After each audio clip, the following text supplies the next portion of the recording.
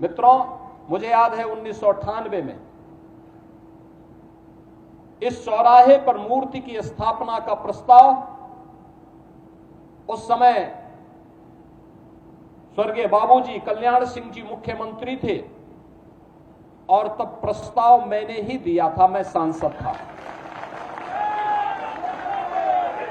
3 मूर्तियां हम लोगों ने बनाई थी उस समय संस्कृति विभाग से महाराणा प्रताप की। एक मूर्ति लखनऊ के चौराहे के लिए, एक गोरखपुर के लिए और एक प्रयागराज के लिए, और तीनों स्थानों पर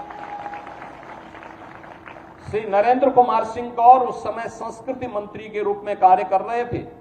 उन्होंने, डॉक्टर गौर जी ने इन तीनों मूर्तियों के लिए सहमति दी। मूर्तियों की स्थापना का कार्यक्रम हुआ। मैं स्वयं भी उस कार्यक्रम में यहां उस समय मौजूद था जब कल्याण सिंह जी के कर कमलों से इस कार्यक्रम को यहां पे संपन्न कराया गया था।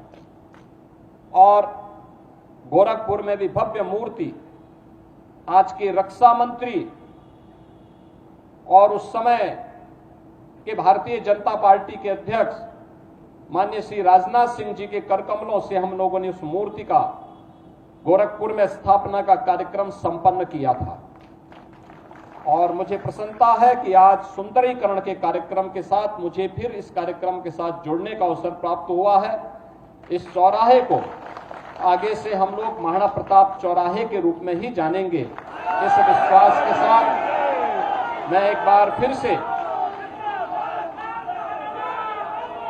पूरे प्रदेश वासियों की ओर से देश की बहादुर सेनाओं के मनोबल को बढ़ाने के लिए हर उत्तर प्रदेश वासी देश के साथ प्रधानमंत्री मोदी जी के यशस्वी नेतृत्व में पूरी मजबूती के साथ खड़ा होगा।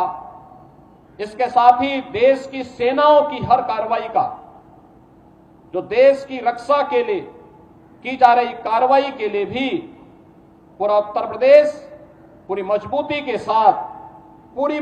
के साथ उनके मनोबल को बढ़ाने के लिए अपना योगदान देता रहेगा।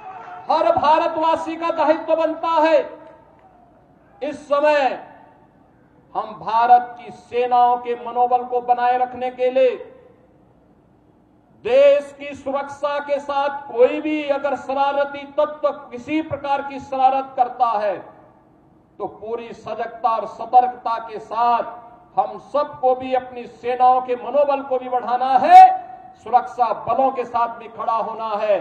साथ साथ किसी भी उस शरारतपूर्ण कार्रवाई को जो सुरक्षा में सेंध लगाती हो उसको बेनकाब भी करना है।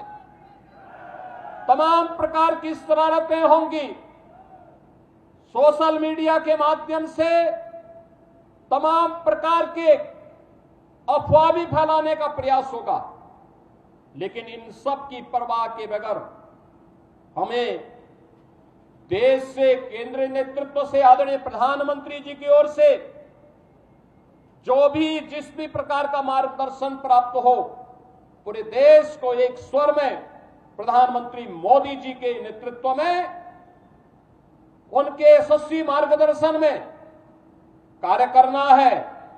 भारत हर हाल में विजयी है और विजयी रहेगा, इसमें कोई संदेह नहीं होना चाहिए। 22 अप्रैल को